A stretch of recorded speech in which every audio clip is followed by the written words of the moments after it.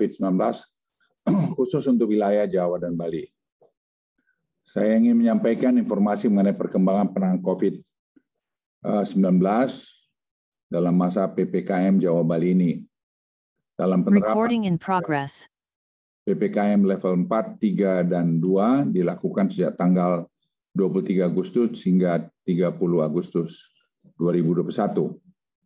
Perkembangan kasus secara nasional terus menunjukkan perbaikan dengan capaian yang sangat baik sekali. Hal ini dapat terlihat dari tren kasus konfirmasi secara nasional yang turun hingga 90,4% pada hari ini.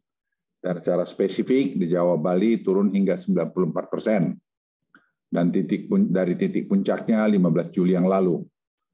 Jumlah kota kabupaten yang masuk menjadi level 2 meningkat dari 10 menjadi 27, level 3 dari 67 menjadi 76, dan level 4 turun dari 51 menjadi 25.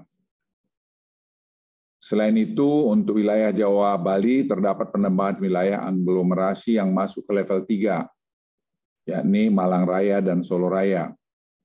Sehingga dalam penerapan PPKM Jawa Bali, wilayah yang masuk ke dalam level 3 pada penerapan minggu ini adalah aglomerasi Jabodebek, Bandung Raya, Surabaya Raya, Malang Raya, dan Solo Raya. Sementara Semarang Raya turun dari level 3 ke level 2, jadi membaik. Terdapat 2 wilayah aglomerasi saat ini masih pada level 4, yaitu daerah istimewa Yogyakarta dan Bali. Dan dua-dua ini pada borderline. Saya kira akan masuk dalam level 3 bukan minggu depan, dalam beberapa hari ke depan. Dan Bali juga menunjukkan tren perbaikan dari waktu ke waktu. Dan diperkirakan juga akan turun ke level 3 dalam beberapa waktu yang akan datang. Khusus untuk wilayah Bali, dalam arahan Presiden, beliau meminta secara khusus untuk segera dilakukan pengecekan dan intervensi di lapangan. Untuk itu kami akan kembali turun ke lapangan untuk kembali melihat kendala yang dihadapi supaya tren perbaikannya dapat dipercepat. Walaupun tadi barusan saya telepon ke Bali, angkanya sudah membaik juga dan jumlah yang masuk di isoter juga makin bertambah. Tapi penyebaran sudah sempat luas waktu itu. Jadi kita berharap dalam 1 minggu ke depan angka ini pasti akan membaik. Seiring dengan turunnya kasus dan banyak kabupaten kota yang membaik, kita melihat pemulihan ekonomi juga berjalan dengan cepat, lebih cepat dari apa yang kami duga.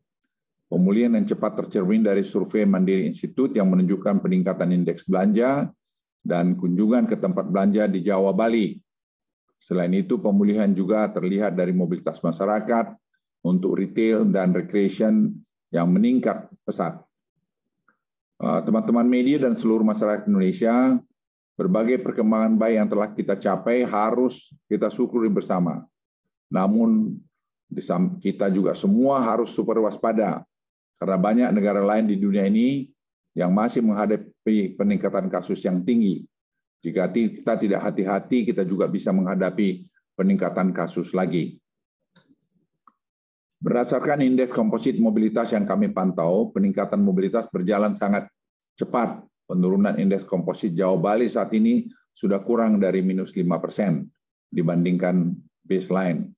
Oleh karena itu, berbagai penyesuaian terhadap aturan PPKM tetap dilakukan secara gradual berdasarkan hasil evaluasi terhadap uji coba yang dilakukan di berbagai sektor dengan menggunakan platform Peduli Lindungi.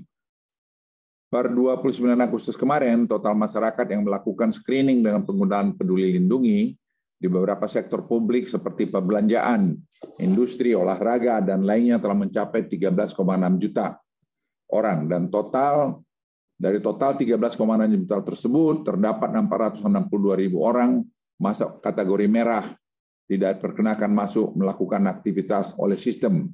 Di sini yang perlu kita waspadai bersama, jangan sampai yang positif masih jalan-jalan di daerah publik yang bisa menularkan kepada banyak orang. Pada minggu ini kita akan melakukan perubahan kategori warna pada Peduli Lindungi. Akan ditambahkan kategori warna hitam bagi orang yang teridentifikasi positif COVID atau kontak erat sehingga kita bisa lebih cepat dalam melakukan pencegahan terhadap penyebaran kasus. Jika orang-orang ini masih memaksa melakukan aktivitas di ruang publik, maka mereka langsung dievakuasi, isolasi, atau dikarantina terpusat. Seiring dengan kondisi situasi COVID-19 yang semakin baik, serta implementasi protokol kesehatan dan penggunaan peduli lindungi yang terus berjalan, ada beberapa penyesuaian aktivitas masyarakat yang bisa dilakukan, antara lain. Pertama, penyesuaian kapasitas dine-in di dalam mal menjadi 50%, dan waktu jam operasional mal diperpanjang menjadi 21.00. Kedua, uji coba 1.000 outlet restoran di luar mal dan yang berada di ruang tertutup untuk bisa beroperasi dengan 25% kapasitas di Surabaya, Jakarta, Bandung, dan Semarang. Seluruh industri atau pabrik, baik yang orientasi domestik, non-esensial, maupun ekspor esensial dapat beroperasi 100%. Staf minimal dibagi 2 shift, selama Yomki dimiliki, dan memperoleh rekomendasi Kemenperin yang menggunakan QR Code Peduli Lindungi. Untuk sementara kritikal akan diwajibkan menggunakan QR Code Peduli Lindungi mulai 7 September minggu depan. Teman-teman media dan seluruh masyarakat Indonesia, pandemi tidak bisa dihindari, bukan juga oleh kita rakyat Indonesia, tapi juga seluruh masyarakat dunia.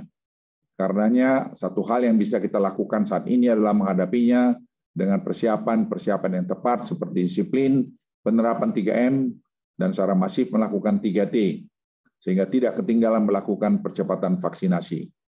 Ke depan, penggunaan platform Peduli Lindungi nanti akan terus digunakan dan diluaskan sehingga diwajibkan bagi seluruh akses publik yang melakukan penyesuaian tanpa terkecuali.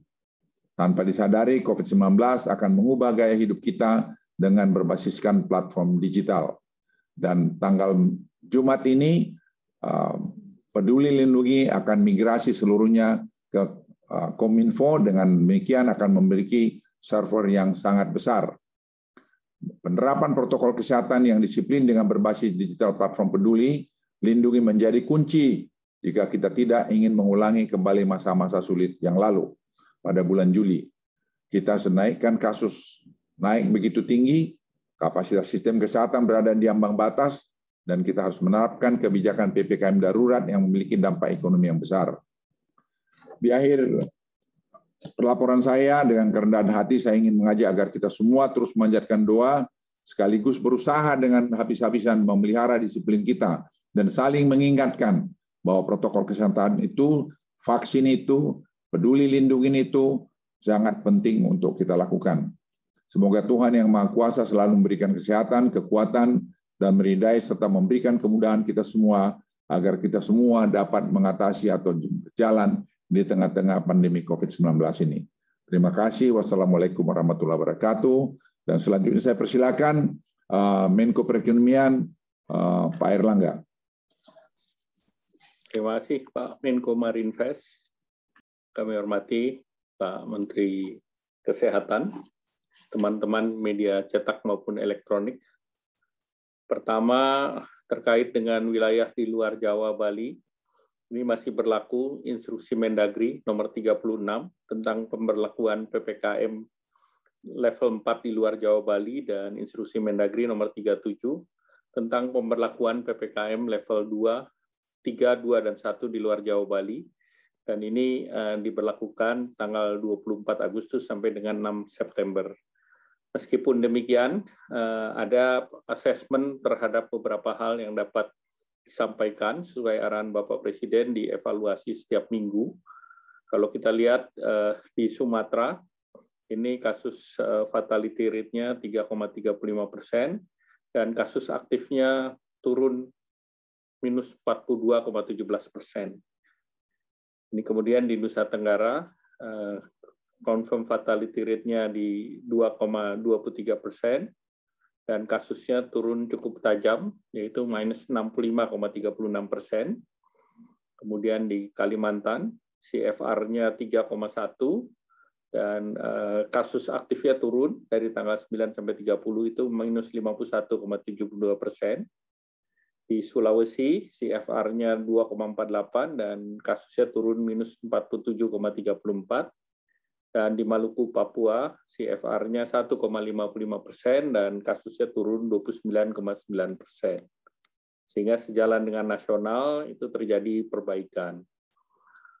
Dari evaluasi di PPKM level 4, terdapat 20 kabupaten kota dengan tren penurunan mobilitas yang melandai. Yang turun itu adalah, walaupun turunnya kurang dari 10%, ada Dumai, Medan, Rokan Hulu, Pringsewu, Banggai, Banda Aceh, Kabupaten Lampung Selatan, Kabupaten Siak, Kabupaten Luwu Timur, Kota Samarinda, dan Kota Merangin. Terdapat 9 kabupaten kota yang ada kecenderungan meningkat, yaitu Bandar Lampung, Pekanbaru, Pematang Siantar, karena ini merupakan aglomerasi dengan Simalungun, kemudian Kota Jambi, Sumba Timur, Kupang, Jayapura, Padang, dan Palembang. Di tingkat provinsi terjadi perbaikan level assessment pada tanggal 18 Agustus, terdapat 7 provinsi dengan level 4, dan turun menjadi 4 provinsi pada 28 Agustus, tinggal Sulawesi Utara, Bangka Belitung, Kalimantan Utara, dan Kalimantan Timur. Nah, ini sesuai tadi tingkat kabupaten kota dari 104 pada tanggal 20 Agustus menjadi 85 kabupaten kota pada tanggal 28 Agustus. Kemudian level 3 turun dari 234 kabupaten kota pada tanggal 20 Agustus menjadi 232 kabupaten kota. Kemudian tingkat 2 naik dari 48 kabupaten kota menjadi 68 kabupaten kota pada tanggal 28 Agustus. Dan tingkat 1 naik dari 0 menjadi 1. Dan dari level tersebut di luar Jawa terjadi perbaikan level assessment. Nah, kemudian 3 kabupaten yang mengalami perbaikan yaitu Palembang, Batanghari di Jambi, dan Sumba Timur.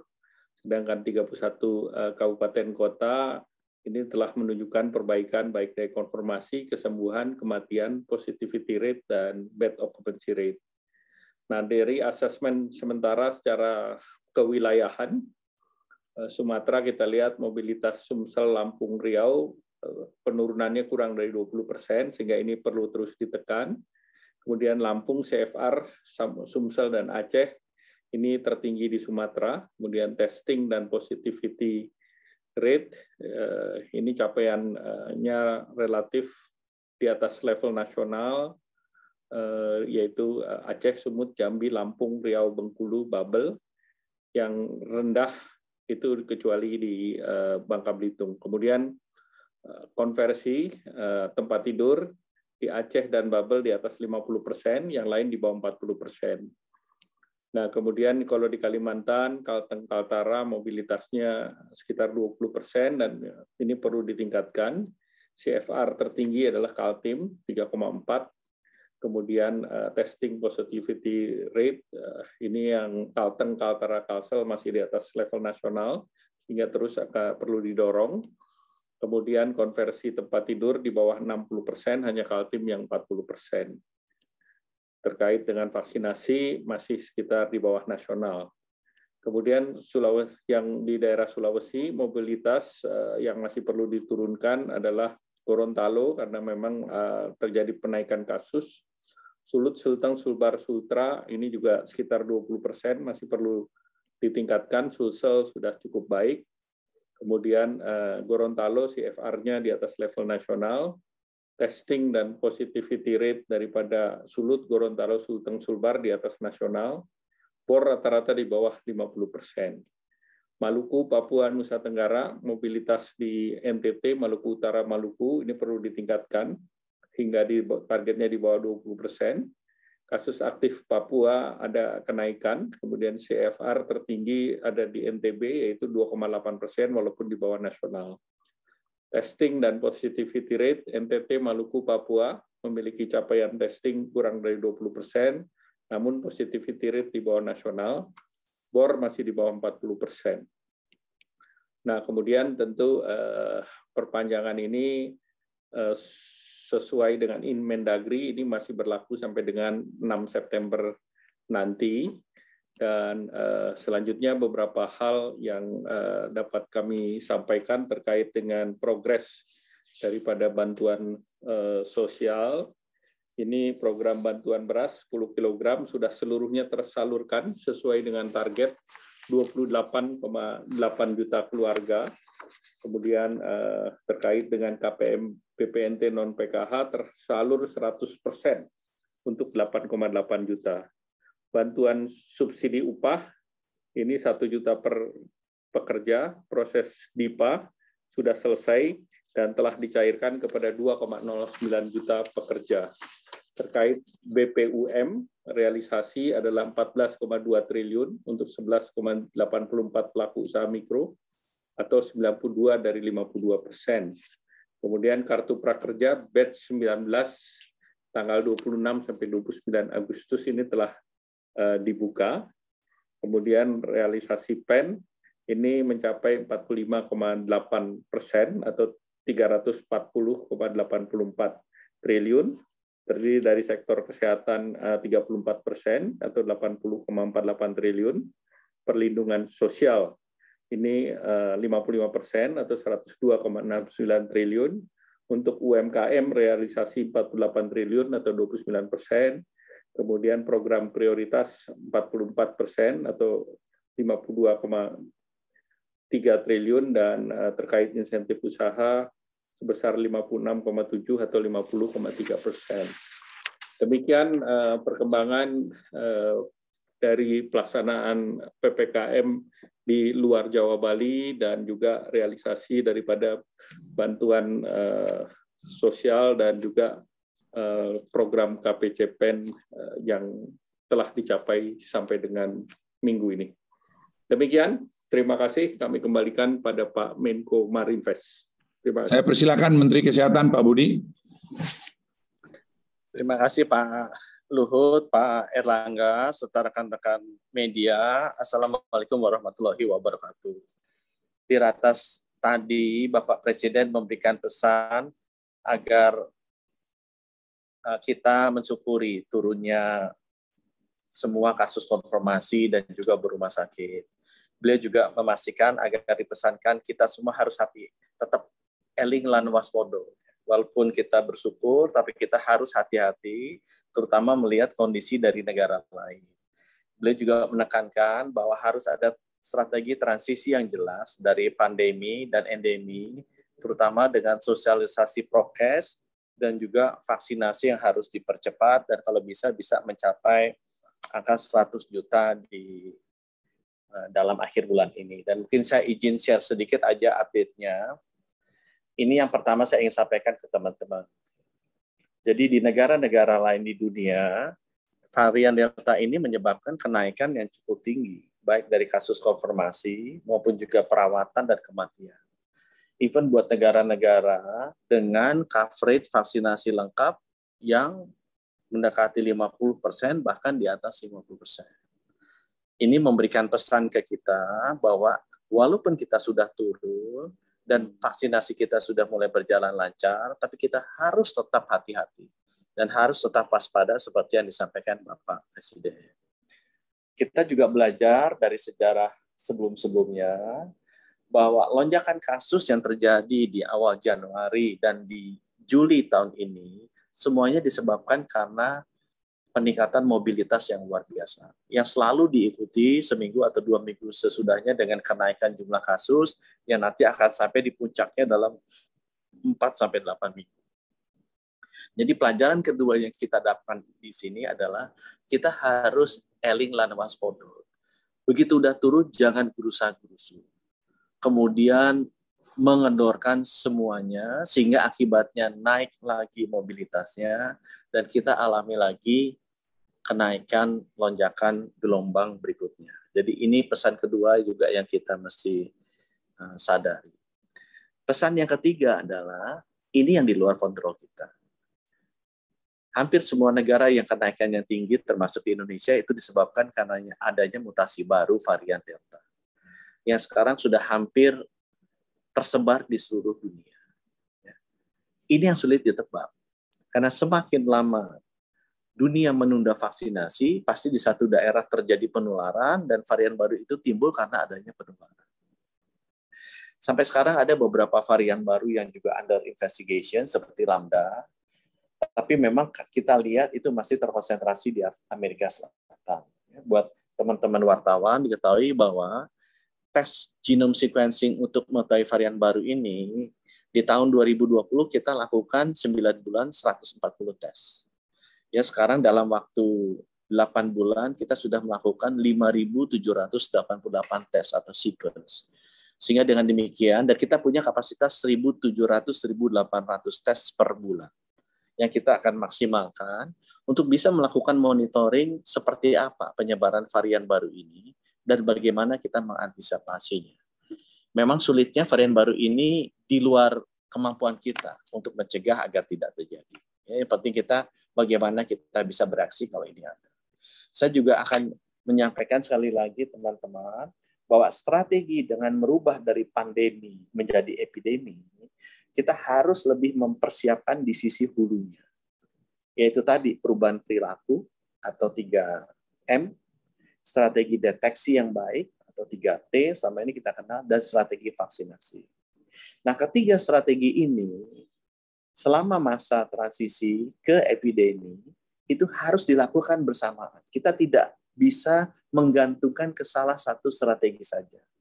Karena contohnya kita sudah lihat tadi di depan, di beberapa negara yang even vaksinasinya tinggi sekali, kalau mereka tidak menerapkan dengan baik atau lupa atau lengah mengenai strategi protokol kesehatan atau perubahan perilaku dan strategi deteksinya, testing, tracing, treatment, isolasinya, itu bisa terulang kembali. Karena vaksinasi itu bukan membuat kita kebal, ya, kita bisa tetap tertular dan menularkan, tapi akan membuat kita tidak usah masuk ke rumah sakit. Ya. Nah, itu yang benar-benar perlu kita sadari bersama. Saya akan cepat cerita sedikit. Tadi kalau yang ini Pak Menko Marinvest sudah cerita bahwa strategi protokol kesehatan kita benar-benar dikonsentrasikan menggunakan teknologi informasi berbasis peduli lindungi yang memang fungsinya 3. 1 untuk screening, jadi kalau orang mau melakukan aktivitas, dia akan kita tes secara online, real time, apakah sudah divaksin ataukah sudah dites PCR. Yang kedua, fungsinya sebagai tracing.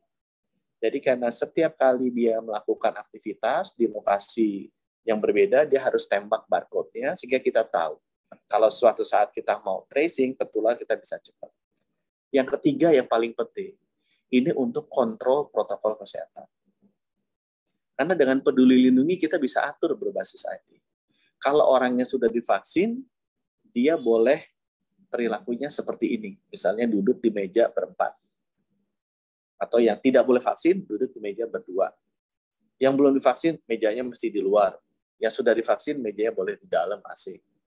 Atau kalian sudah divaksin, kalau nonton bola, tribunnya boleh lebih ketat, boleh teriak-teriak dijualin makanan. Kalau yang belum vaksin, tribunnya berbeda, lebih jarang, harus pakai masker terus, tidak boleh makan. Nah, itu adalah contoh-contoh di mana protokol kesehatan implementasinya dibantu oleh teknologi informasi. Dan kita sudah siap, kita mau mencoba di 6 aktivitas kehidupan utama, yaitu perdagangan, mall, pasar modern, pasar tradisional, toko-toko. Kedua, aktivitas transportasi, darat, laut, udara, terbang. Ketiga, aktivitas pariwisata, bisa itu main bola, pertandingan golf, kemudian kuliner, gitu ya. Keempat adalah aktivitas bekerja, itu bisa di kantor atau di pabrik. Kelima, aktivitas pendidikan, SD, SMP, SMA, perguruan tinggi. Dan yang paling penting adalah keenam, aktivitas keagamaan. Karena kita belajar bahwa di setiap kali ada hari raya besar, itu akan men-trigger pergerakan sosial yang besar, kerumunan sosial yang besar, sehingga pasti terjadi lonjakan. Pengalaman kita di Januari karena Nataru, pengalaman kita di Juli karena Idul Fitri. Pengalaman di India, lonjakan pertama juga karena ada upacara keagamaan. Kemarin juga ada lagi di daerah Kerala, India naik lagi upacara keagamaan berkaitan dengan mulainya musim panen. Kita lihat juga di Bali kemarin sudah vaksinasi tinggi, naik lagi karena memang Juli-Agustus adalah saat-saat di mana teman-teman di Bali melakukan upacara keagamaan. Jadi penting sekali protokol kesehatan itu diimplementasikan di aktivitas keagamaan.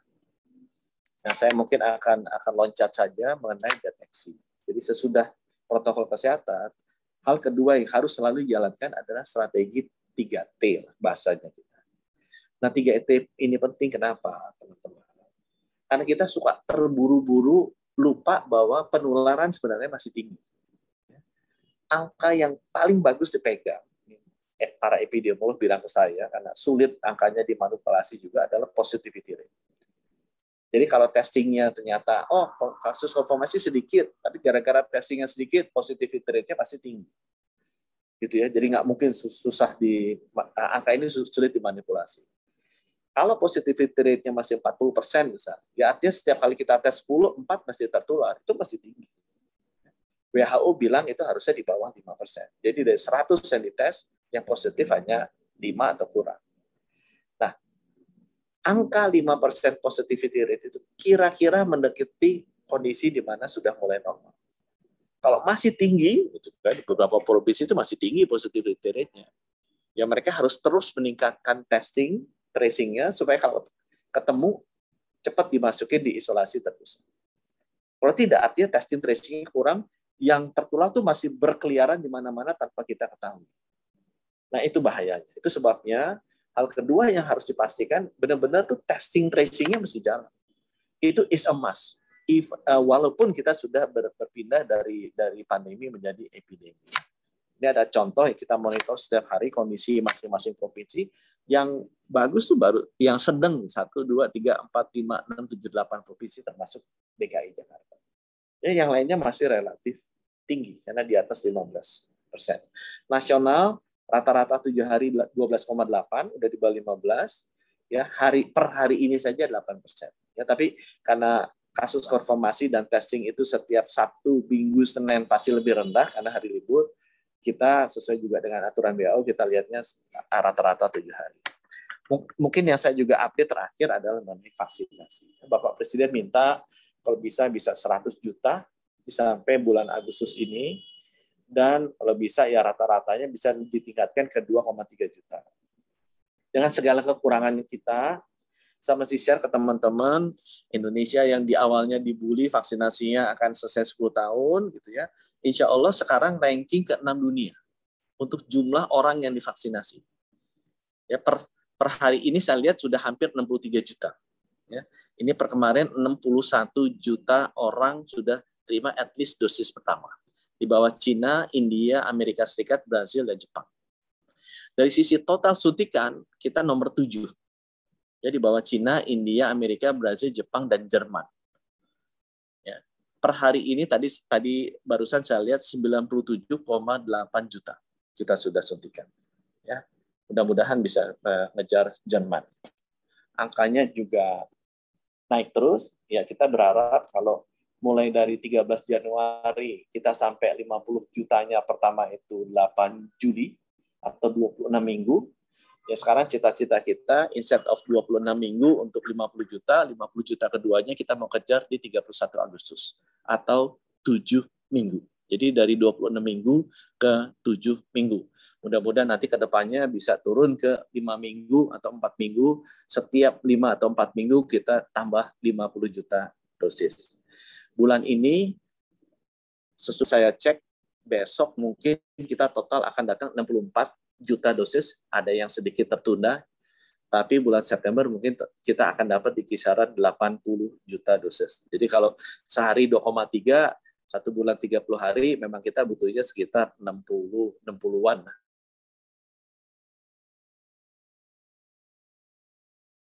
Pak Presiden. Dari saya mungkin demikian, Pak Luhut. Terima kasih. Mohon dukungan teman-teman supaya kita bisa mengatasi pandemi ini bersama. Terima kasih, Pak.